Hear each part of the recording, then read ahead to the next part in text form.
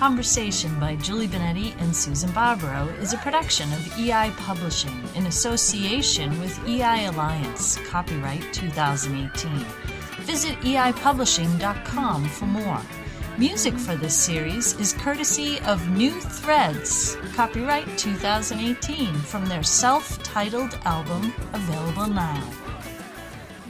Okay, so hi, I'm sitting here with Julie Benetti, and this podcast is dedicated to our Italian grandmothers, Yay. Sue and Teresa. Yay! And the reason why is because they were our first introduction to lots of food. Yes, lots of food and lots of love. Yes, lots of love in conjunction with food. Yes, in conjunction with food. Sure, there you go.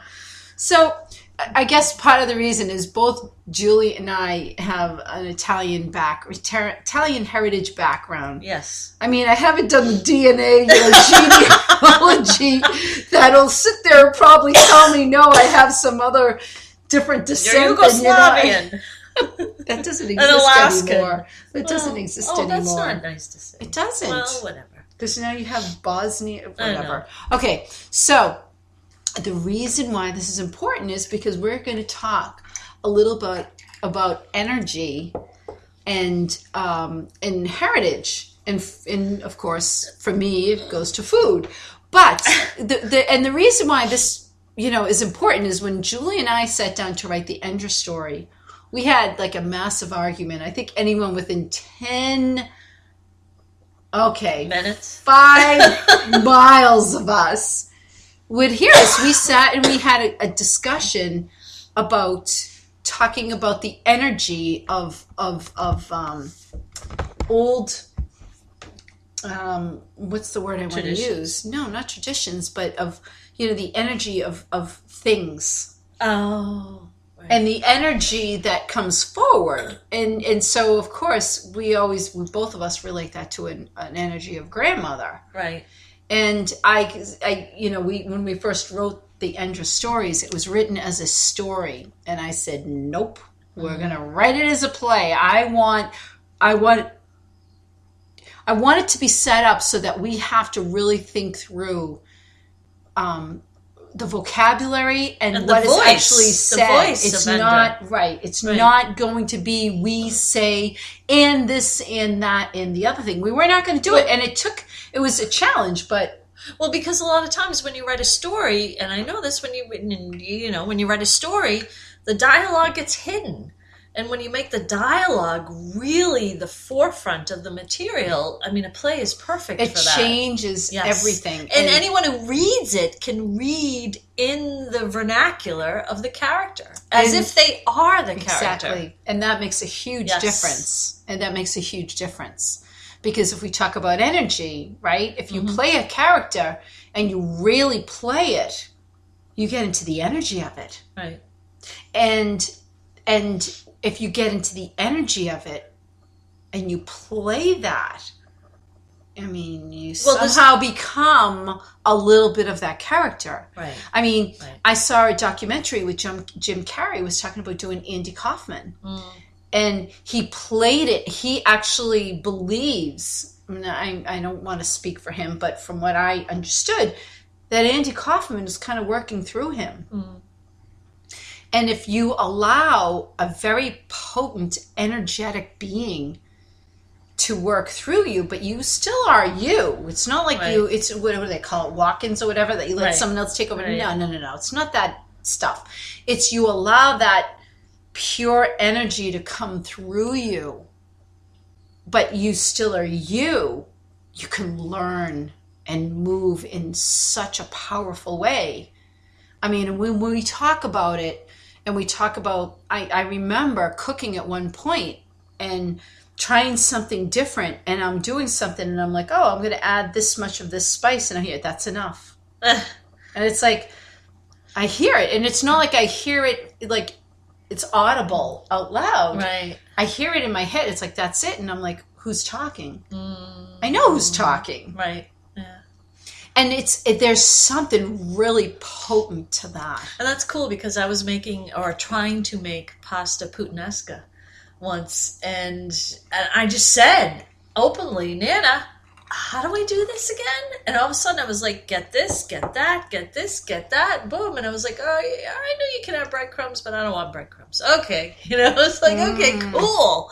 And that's all I had to do was ask, because I was open to receiving that exchange of energy. And I think a lot of people are afraid because they believe that by opening up to an energy, because I'm going to say this is the garbage of, oh my God, someone's going to come in and it's going to take over you. And, if you are not comfortable in who you are, then I'm not going to suggest you do this. Right. If you are very comfortable in who you are, right.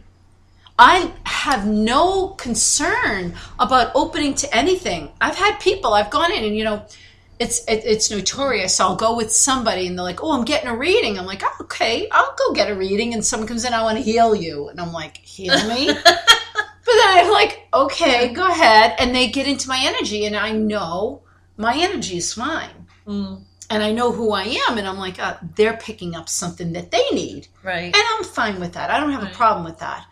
Yet it's an interesting concept. If you're comfortable in who you are, Again, I always say this. I'm Susan Barbaro. I am trying to be the best Susan Barbaro I can be. I'm not trying to be anybody else. I'm not trying to be like anyone else. I listen and I learn from people, but that's for me to be the best me I can be. If you are the best you that you can be, then you can open up. And then things come through and you're like, wow. And then whenever it is that passes through, then you move on. I mean, and that's the beautiful thing about Endra. When we sat down, we wrote it as a story. And what ended up happening is, and I said, no, it's going to be a play. We got to figure out the words. Endra doesn't get to be silent and have her thoughts or her actions dictated by a narrator. Oh, no. Endra has to find her voice. Right. And the beautiful thing is that if you read Endra's lines, she's an energetic being. She's a physical being, but she also accesses the energy. And by reading her lines, a part of her becomes, I won't say becomes a part of you, but opens up something within you that you weren't able to access before. And it's so powerful. And when you think back in life and whoever you are, we've all had people we've lost. And this is a tough month for me. For you, it's a tough. Yep. It's a tough. I don't even say a tough month. I'm getting better, but there's a part of me that tries to. Each time I try to open up to something new, try to open up to something different, and say there's something for me in this. And that's important to do. And in the Endra stories, there's a lot for you in it. And to have that experience of expressing yourself in alignment with how the character expresses themselves, I mean, it's a great opportunity to be right there alongside them. You're not reading through the narrative, trying to pick and choose and saying, okay, what's happening? It's not a story. No. You're a part of the story. Right. You are the story. Yeah. You're Endra. I mean, what a cool opportunity. And the truth is, like, I keep going back to personal experiences. This is all as personal as you're going to get, but my dad saying when it was energetic invocations, am I going to get something out of this? I'm like, you're going to get something, Dad. I don't know what it's going to be. And I'm not, there's no definitive beginning point and ending point, but you move. It will move you. That's all I can say. It will move you. And again, Energetic Invocations is a book that we wrote together that gives you a process on changing your life to change the world around you. And there's a version of it it's high test.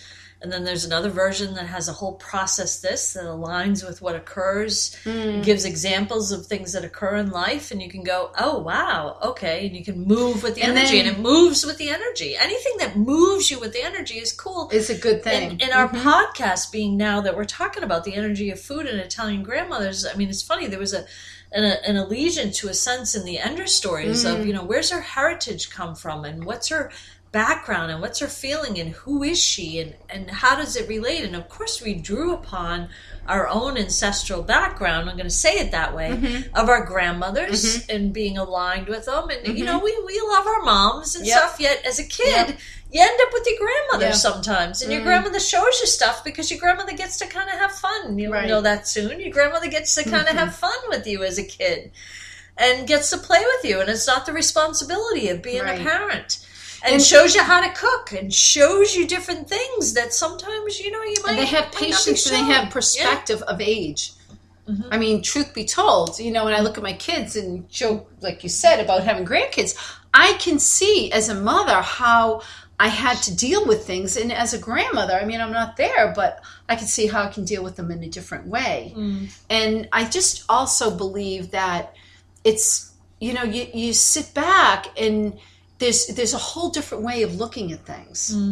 And when you talked about ancestral backgrounds and stuff, it's more than that. Like a lot of people sit and mourn people. And I'm not saying that's wrong, but what I'm saying is that Endra doesn't mourn people because she knows they're around her all the time. There's an energy and she draws upon it with love. She accesses it with love, not out of this is mine and I, you know, you owe me this.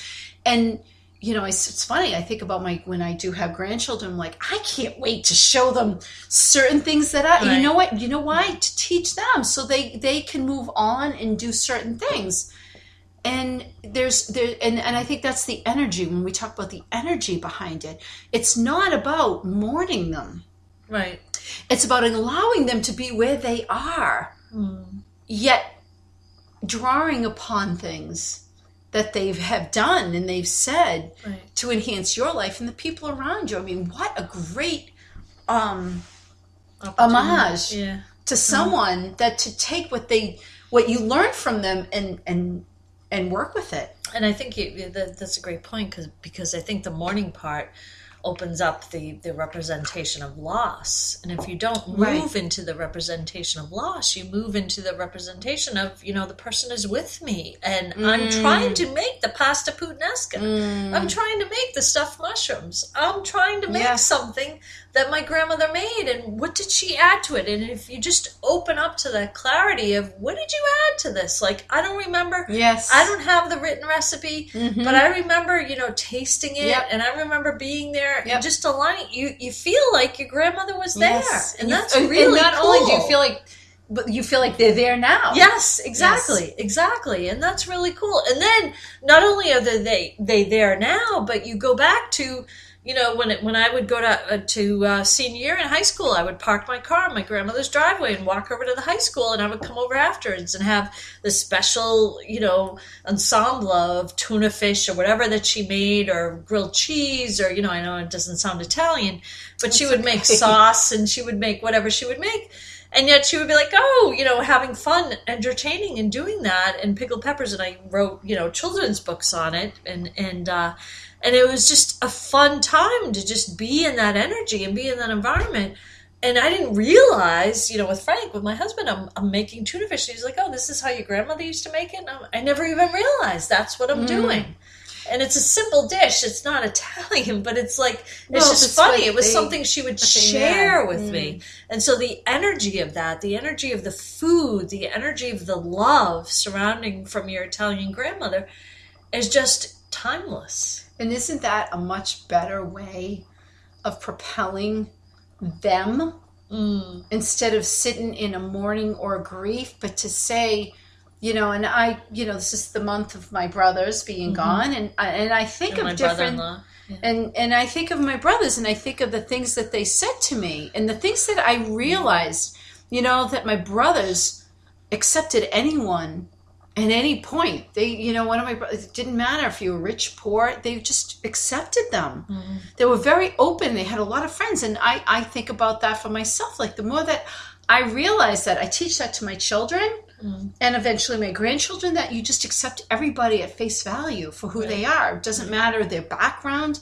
And there are people that are jerks, I want to use another word, from every type of a background, and you just know it. And then there's people that are really great from every type of a background. And if you take that and you move that forward, and I can always say, you know, I remember Uncle Chris or Uncle Brian, and that's who they were. They were friends with all these different types of people. Isn't that, I used to think, like, that's such really an honorable way of remembering them and bringing, I mean, that's how do you keep them alive? Right. What they believed and bringing it forward instead of just sitting in a mourning. Right. And I'm not minimizing it. I understand, but sometimes I sit with the energy. I'm like, what's more, the energy that stops or the energy that continues on? Right. And I try. I mean, and you know, so well, the loss makes you feel less, but continuing on with the energy makes you feel the infinity of it, right? And how we're all connected.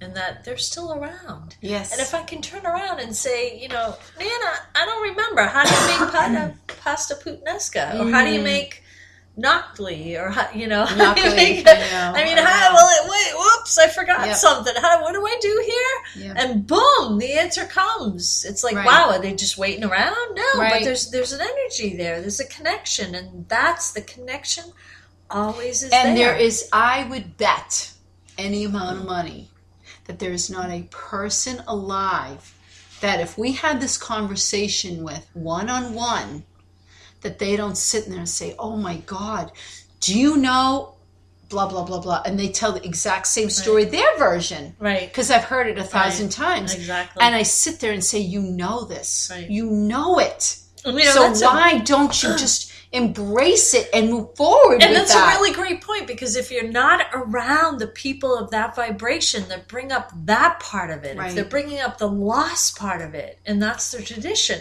to bring up the negativity or the loss part of it, where you feel terrible, you feel the lack, you feel that it keeps you kind of grounded and not enlightened in the spirit of who you know your grandmother was and is, and she's still with you. Right. That's huge. Why wouldn't you want her still to be with you? Well, I think, we're using grandmother because we both, you know, can sit and think about our grandmothers and smile and have a good Italian dinner, which I'm going to make in a minute.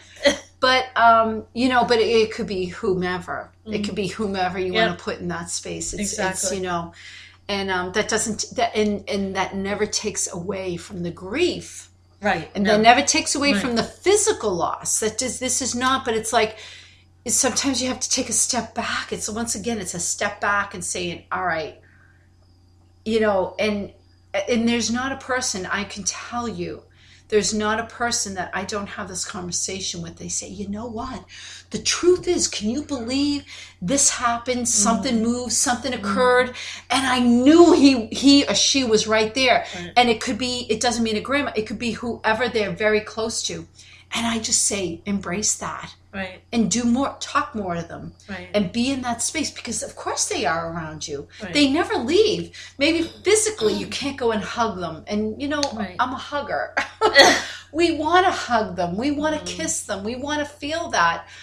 But that doesn't mean just because the physical isn't there, that the energetic, spiritual is not there. In a way, awakening to the energy part is like a hug. I mean, it really is, because I've said this in the past, and I've said this, you know, my brother-in-law passed away. I've said this about my brother-in-law. If he's sitting there at the kitchen table, the worst thing would be to ignore him. It's like, just include him. And that's like a hug. And people are, I think, so I can sit there and talk about people, but we've no longer, I've agreed. Can we agree? We no longer talk about people. We talk about energy. Energy. That's the key to life. That's the key to where we are and where we're going. And if you enjoy this, we're going to talk about energy. I'm going to stop us when we start talking about people, unless there's an example, because the people part, and the people part knows. is just a definition of the energy. Exactly. That's it. It's just describing the energy. That's it. A bunch of characteristics of the energy. So stay tuned. We're going to say once again, thank you to the people in our lives who have passed on, and you should say the same thing. Who are still with us. And well, who are still with us, but those who have passed on, thank you. And I expect to hear from you again soon. Well put.